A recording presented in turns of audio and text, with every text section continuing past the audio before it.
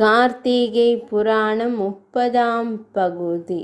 இறுதிப்பதிவு. முனிவர்கள் சூத்தமா முனிவரிடம் கூறியதை தேவி சத்யபாமையிடம் ஸ்ரீகிருஷ்ண பரமாத்மா கூறி அருளினார். முனிவர்கள் சூத்த மகரிஷியிடம் கூறியதாவது: முனிவரே, புனிதமான ஹரி மகாத்மியம் பற்றி எங்களிடம் தெரிவித்துள்ளீர்கள்.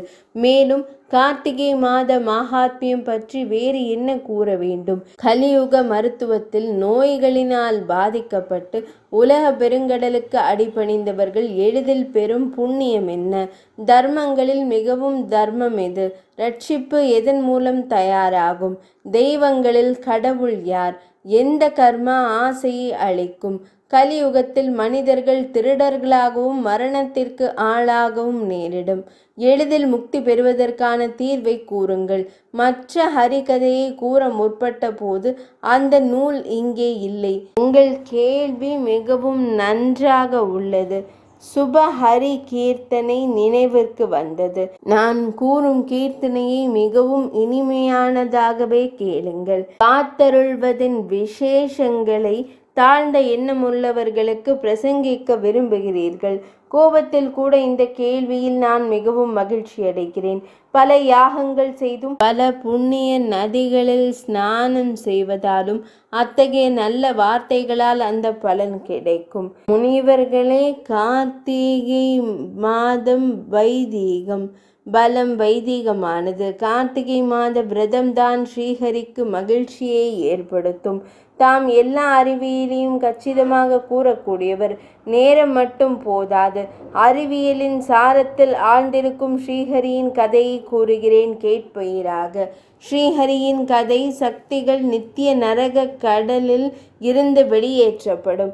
கார்த்திகை மாதத்தில் ஸ்ரீஹரியை வணங்கி நீராடி தானம் செய்து இரவில் ஆலயங்களில் தீபம் ஏற்றி வழிபடுபவர்கள் பல பாபங்களில் இருந்து விரைவில் விடுபடுவார்கள்.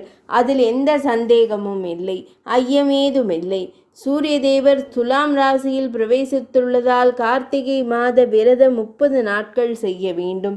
அதை செய்பவன் உயிரிலிருந்து காப்பாற்றப்படுவான்.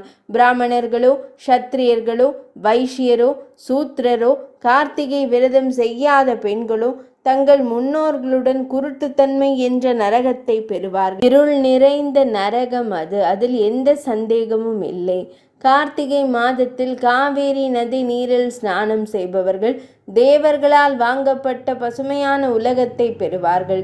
கார்த்திகை மாதத்தில் நீராடி ஸ்ரீஹரியை வழிபடுபவர் பாதுகாப்புடையவராக வைகுந்தம் சென்றடைவர். முனிவர்களே, கார்த்திகை மாத விரதம் செய்யாதவர்கள் 1000 வாழ்நாளில் சண்டாளனாக பிறப்பார்கள்.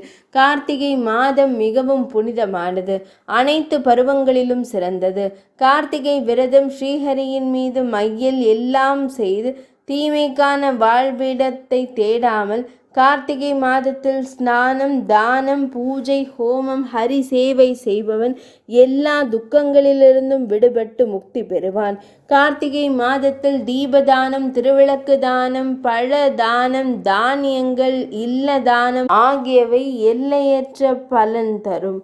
ஏழையாக இருந்தாலும் பணக்காரனாக இருந்தாலும் கார்த்திகை மாதத்தில் ஸ்ரீஹரியின் கதைகளை கேட்டால் எல்லையற்ற பலன்கள் கிடைக்கும். கார்த்திகை மகாத்மியம் சகல பாவங்களையும் அழிக்கும், அனைத்து பொக்கிஷங்களையும் சேகரிக்கும்.